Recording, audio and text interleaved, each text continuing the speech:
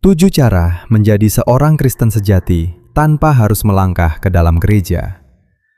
Ada orang-orang yang merasa mereka sedang mengecewakan Tuhan hanya karena mereka tidak bisa duduk di bangku gereja setiap hari Minggu. Kehidupan seringkali tidak berjalan seperti yang kita rencanakan. Penyakit membuat seseorang harus tinggal di rumah. Jadwal pekerjaan bertabrak. Di saat-saat seperti itu, musuh berbisik bahwa kamu sedang menjauh. Bahwa kamu tidak bisa menjadi seorang Kristen sejati tanpa gedung, tanpa mimbar, tanpa paduan suara. Namun kebenaran firman Tuhan menembus kebohongan itu seperti terang menembus kegelapan. Tuhan yang menciptakan gunung-gunung dan menata bintang-bintang tidak hanya berdiam di bangunan buatan tangan manusia.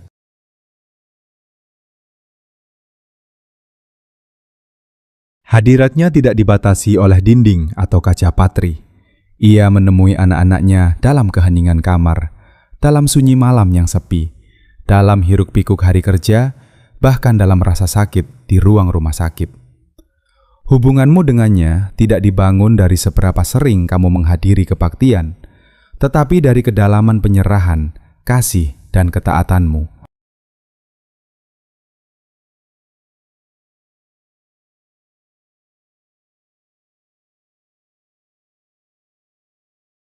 Alkitab penuh dengan kisah pria dan wanita yang berjalan dekat dengan Tuhan jauh dari tempat ibadah formal.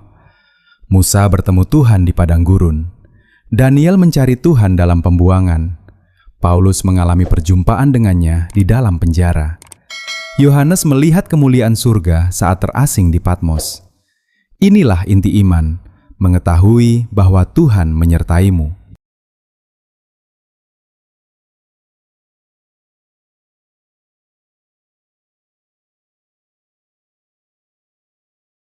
Bukan hanya saat kamu berada di tengah keramaian, tetapi juga dalam kesunyian. Bukan hanya ketika kamu dikelilingi oleh orang percaya, tetapi juga saat kamu berdiri sendiri. Jika saat ini kamu berada dalam musim di mana pintu gereja tidak terbuka bagimu, atau kamu tidak bisa melangkah masuk, ketahuilah ini. Dan dalam bagian ini, kita akan mulai melihat cara pertama yang sangat kuat secara alkitabiah untuk melakukannya, dimanapun kamu. Yang pertama, bangun hubungan pribadi yang dalam dengan Tuhan melalui doa setiap hari. Doa adalah napas kehidupan seorang Kristen. Tanpa doa, iman menjadi lemah, hati menjadi dingin, dan suara Tuhan terasa semakin jauh. Tetapi dengan doa, bahkan ruangan paling sepi, kamu tidak membutuhkan mimbar untuk berdoa. Kamu membutuhkan kerendahan hati. Kamu tidak membutuhkan musik penyembahan untuk mengangkat hatimu. Kamu membutuhkan hati yang mau datang kepadanya. Lihatlah Daniel di Babel, jauh dari tanah kelahirannya, dikelilingi oleh penyembahan berhala, bahkan dilarang untuk beribadah secara terbuka. Namun, 3 kali sehari ia berlutut dan berdoa kepada Tuhannya. Tidak ada imam di sampingnya. Tidak ada paduan suara. Doa adalah jalur hidupmu kepada Bapa. Di sanalah beban ditukar dengan damai sejahtera. Di sanalah ketakutan ditenggelamkan oleh janji-janjinya. Di sanalah dosa diakui dan hati dibersihkan. Kamu bisa berbisik dalam doa saat mencuci piring, mengangkat doa saat berkendara, atau berseru dalam gelap ketika hatimu terasa berat. Alkitab berkata dalam 1 Tesalonika 5:17, berdoalah tanpa henti. Itu bukan berarti kamu harus terus berlutut sepanjang hari, tetapi menjaga hubungan tetap Yesus sendiri sering menarik diri ke tempat yang sunyi untuk berdoa. Jika anak Allah yang tanpa dosa saja membutuhkan waktu-waktu hening bersama Bapa, apalagi kita. Dan perhatikan, ia tidak selalu berdoa di bait Allah. Ia berdoa di gunung, di taman, di tepi laut, dan di padang gurun. Teladannya menunjukkan bahwa hadirat Tuhan menjumpai siapa saja yang mencarinya dengan hati yang tulus dimanapun mereka berada. Ketika kamu berdoa setiap hari dengan sungguh-sungguh, kamu mengundang Tuhan masuk ke setiap sudut hidupmu. Pikiranmu mulai selaras dengan kebenarannya. Musuh kehilangan cengkeramannya ketika kamu hidup dalam Jadi jika kamu tidak bisa berada di gedung gereja, jadikan rumahmu sebagai tempat kudus. Jadikan ruang tamu, dapur, perjalananmu, bahkan malam tanpa tidurmu sebagai tanah yang kudus. Bicaralah kepadanya dengan jujur, dengarkan bisikannya dalam keheningan.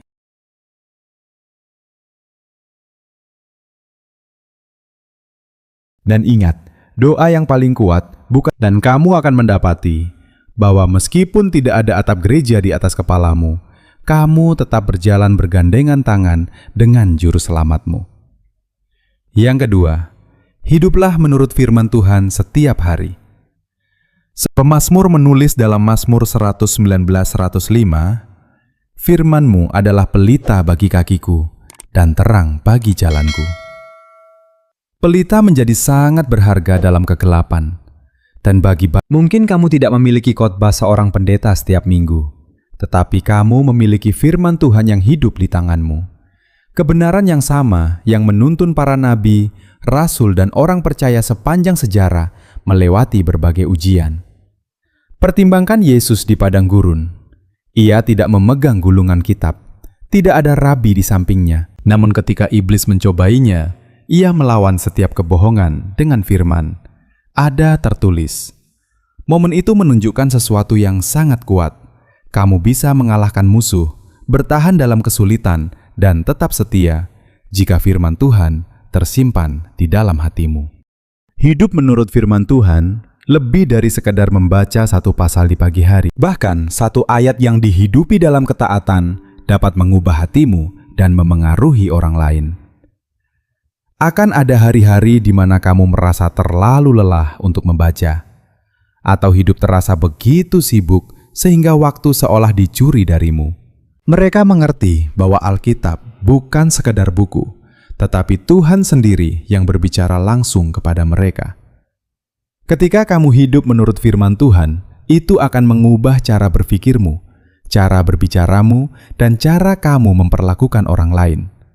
Firman itu mempertajam kepekaanmu sehingga kamu dapat dan firman itu mengingatkanmu bahwa tidak peduli seberapa terisolasi dirimu, kamu adalah bagian dari kisah yang jauh lebih besar, kisah tentang Tuhan yang menebus dunia. Jadi bukalah Alkitab bukan karena kewajiban, tetapi karena kerinduan. Biarkan firman itu menegurmu, menghiburmu, dan membentuk. Dan ketika kamu menghidupinya hari demi hari, kamu akan mendapati bahwa kamu sedang berjalan di jalan sempit yang Yesus katakan, jalan yang menuju kehidupan. Bahkan jika yang ketiga, praktekkan kasih dan pengampunan seperti Kristus. Yesus mengatakan sesuatu yang sangat mendalam dalam Yohanes 13:35.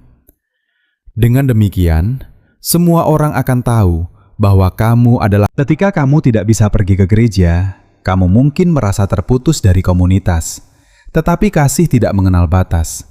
Kasih melampaui jarak, melintasi kota, bahkan menembus keheningan. Kasih tidak terikat oleh lokasi, tetapi oleh kondisi hati. Dan kasih menurut Kristus bukanlah perasaan dangkal. Itu adalah kasih yang tanpa pamrih. Itu terlihat ketika kamu Namun ada sisi lain yang tidak kalah penting, yaitu pengampunan. Jenis pengampunan yang tidak mudah. Namun Yesus mengampuni mereka yang menyalibkannya. Stefanus, martir pertama, mengampuni mereka yang melemparinya dengan batu, bahkan saat ia sekarat. Inilah ketika kamu hidup dalam kasih seperti Kristus, kamu menjadi kesaksian hidup dari hadirat-Nya. Orang mungkin tidak mendengarmu berkhotbah, tetapi mereka akan melihat bagaimana kamu hidup. Dan seringkali, khotbah yang terlihat melalui Paulus menulis dalam 1 Korintus 13 bahwa tanpa kasih, semua karunia rohani, pengetahuan, dan pengorbanan. Jadi biarkan hidupmu menjadi cerminan kasih Yesus. Bersabarlah ketika orang lain tergesa-gesa. Bersikaplah lembut ketika orang. Kasih dan pengampunan seperti ini tidak hanya menjadi setiap tindakan kebaikan, setiap pengorbanan kecil demi orang lain, dilihat dan dihargai olehnya. Bahkan ketika kamu melayani bisa berarti memasak makanan untuk tetangga yang sedang sakit, membantu seseorang membawa barang belanjaan yang berat, atau mengunjungi orang tua yang merasa dilupakan. Bisa juga sesederhana mendengarkan seseorang yang hatinya sedang terluka. Yesus menunjukkan bahwa pelayanan bukan tentang status, pengakuan, atau imbalan. Ia membasuh kaki murid-muridnya, sebuah tugas yang biasanya dilakukan oleh hamba. Ia menyentuh orang kusta ketika orang lain menjauh. Ia memberi makan. Semua itu mengajarkan bahwa inti pelayanan adalah melihat orang lain seperti Tuhan. Namun disitulah keindahannya, memberi. Mungkin kamu merasa tindakan kecilmu tidak diperhatikan. Namun, surga mencatat semuanya dengan sempurna. Pesan penguatan yang kamu kirim, bahkan tanpa melangkah ke dalam gereja, kamu sedang melayani dengan cara yang mengubah hidup orang lain. Pelayanan membuatmu semakin dekat dengan Tuhan. Karena ketika kamu memberi kepada orang lain, kamu belajar bergantung. Berdoalah setiap pagi, Tuhan. Tunjukkan siapa yang bisa aku layani hari ini. Lalu bukalah matamu. Kesempatan akan muncul, kadang melalui orang asing, kadang melalui orang yang kamu temui setiap hari. Dan ketika kamu merespons dengan hati yang rela, kamu akan menyadari. Yang kelima, peliharalah hati yang menyembah dimanapun kamu berada. Penyembahan tidak terbatas pada hari Minggu, panggung, atau paduan suara. Penyembahan sejati adalah sikap hati. Kamu bisa menyembahnya di dapur yang sunyi, di jalan yang ramai, atau dalam keheningan malam ketika dunia terasa tertidur. Tidak ada musik, tidak ada mimbar, tidak ada kerumunan yang mendukung. Namun, penyembahan mereka mengguncang dasar penjara. Rantai mereka terlepas. Ketika kamu memelihara hati yang menyembah, kamu mulai melihat tangan Tuhan dalam segala hal. Kamu bersyukur. Penyembahan mengangkat pandanganmu di atas masalah dan mengingatkan bahwa Tuhanmu lebih besar daripada keadaanmu. Dan penyembahan tidak selalu berupa nyanyian. Itu Roma 12:1 berkata bahwa kita harus mempersembahkan tubuh kita sebagai persembahan yang hidup, kudus, dan berkenan kepada Tuhan. Itulah ketika kamu memilih hidup dalam kekudusan, kejujuran, dan kebaikan. Tempat kerjamu menjadi tempat penyembahan saat kamu mengucap syukur dalam hati. Bahkan, pergumulanmu bisa menjadi penyembahan ketika kamu menyerahkannya kepada Tuhan dengan iman. Hati yang menyembah juga menjaga imanmu di saat-saat kering dan kesepian. Ketika kamu merasa jauh dari orang lain, penyembahan membuat. Dan ketika kesepian mencoba membebani hatimu, penyembahan memenuhi hidupmu dengan sukacita dari hadirat-Nya. Jadi, biarlah hidupmu bernyanyi, meskipun suaramu tidak pernah terdengar oleh banyak orang. Sembahlah Tuhan dalam momen-momen kecil yang tersembunyi, karena Dia melihat setiap hal. Tuhan yang menghitung setiap helai rambut di kepalamu dan menampung setiap air matamu, melihat penyembahanmu, mendengar pujianmu, dan dalam penyembahan seperti itu, kamu akan berjalan dalam hadirat-Nya setiap hari, dimanapun kamu berada. Yang keenam, tetaplah terhubung dengan tubuh Kristus dengan cara yang kreatif. Tuhan tidak pernah merancang agar orang percaya berjalan sendirian seperti Ibrani 10:25 mengingatkan kita untuk tidak menjauhkan diri dari pertemuan bersama. Namun itu tidak berarti bahwa persekutuan hanya jika kamu tidak bisa menghadiri gereja secara tradisional, kamu bisa menjadi bagian dari kelompok kecil yang saling berbagi pokok doa, mendiskusikan firman Tuhan, dan saling menguatkan dalam iman. Namun, persekutuan tidak harus selalu melalui teknologi. Itu bisa dimulai dari hal sederhana, seperti mengundang seorang teman atau tetangga untuk berdoa bersama.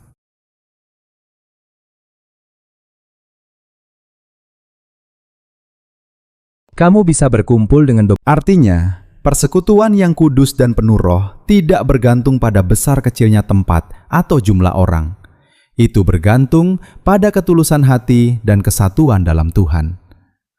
Persekutuan adalah tentang berjalan bersama dalam lembah kehidupan. Itu adalah tentang berbagi kesaksian yang menyalakan harapan, mendoakan beban satu sama lain, dan saling mengingatkan akan janji-janji Tuhan ketika kamu terlalu lama sendirian. Keraguan bisa semakin kuat, keputusasaan bisa masuk perlahan. Jika kamu meminta persekutuan kepada Tuhan, Ia akan menyediakannya. Terkadang dengan cara yang tidak terduga. Bisa melalui rekan kerja, anggota keluarga, atau bahkan seseorang yang kamu temui secara kebetulan. Kebenarannya adalah, ketika hatimu merindukan hubungan yang berkenan kepada Tuhan, Ia dengan senang hati akan tetaplah terhubung dengan sengaja, dengan kreatif, dan dengan. Yang ketujuh, berdirilah teguh dalam iman di tengah tekanan. Mengikuti Kristus di luar lingkungan gereja, terkadang terasa seperti berdiri di tengah badai tanpa tempat berlindung. Kamu mungkin menghadapi kritik dari orang-orang yang menganggapmu kurang rohani karena kamu mungkin menghadapi keluarga yang tidak memahami perjalanan imanmu, atau teman-teman yang menjauh karena nilai hidupmu. Namun Yesus tidak pernah menjanjikan jalan yang mudah. Ia menjanjikan bahwa Ia akan menyertai kita di dalamnya. Dalam Yohanes 16:33 Ia berkata, dalam dunia kehidupan iman tidak diukur dari seberapa nyaman yang kamu rasakan, tetapi dari seberapa setia kamu berpegang pada kebenaran Tuhan ketika itu Elia menghadapi ratusan nabi palsu seorang diri. Daniel, tidak satupun dari mereka memiliki kenyamanan komunitas besar di sekitar mereka, tetapi iman mereka tidak itu berarti berakar begitu dalam firman Tuhan sehingga tidak ada argumen, tuduhan, atau godaan yang dapat menggoyahkanmu. Itu berarti memilih kekudusan ketika dunia memilih kompromi dan berbicara kebenaran dengan kasih bahkan ketika itu tidak populer. Terkadang berdiri teguh akan membuatmu merasa sendirian, tetapi penentangan juga bisa menjadi kesempatan. Ketika kamu tidak tergoyahkan, orang akan memperhatikan. Mungkin awalnya mereka meragukanmu, tetapi dan ketika mereka datang bertanya, kamu akan siap menunjukkan kepada mereka siapa sumber kekuatanmu. Jadi jangan takut disalahpahami, diabaikan, atau diremehkan. Tuhan melihat ketaatanmu yang tersembunyi. Ia menilai kesetiaanmu dalam momen-momen yang tidak dilihat orang lain. Dan suatu hari nanti. Kesimpulan, iman melampaui dinding. Gereja Yesus Kristus tidak pernah dibatasi oleh tembok batu, bangku, baik mereka berkumpul di katedral besar, gua tersembunyi, sel penjara, atau di roh yang sama yang memenuhi para murid pada hari Pentakosta tinggal di dalam dirimu. Firman yang sama yang menguatkan Paulus dalam rantai ada di tanganmu. Kasih yang sama yang mendorong Yesus menjadi seorang Kristen sejati selalu tentang hubungan, bukan rutinitas. Tentang mengasihi Tuhan dengan segenap hati, tentang doa yang mendekatkanmu kepadanya. Suatu hari, kamu dan aku akan berdiri di hadapan Yesus. Pada hari itu, Ia tidak akan menanyakan berapa kali kamu menghadiri ibadah atau berapa banyak kegiatan yang kamu ikuti. Ia akan melihat buah hidupmu, kasih dalam hatimu, dan kesetiaan dalam perjalanan. Jadi, dimanapun kamu berada, jadikan hidupmu sebagai mezbah. Biarkan setiap hari dan ingatlah, ukuran sejati imanmu bukanlah di mana kamu beribadah, tetapi bagaimana kamu hidup bagi Dia yang telah menyelamatkanmu.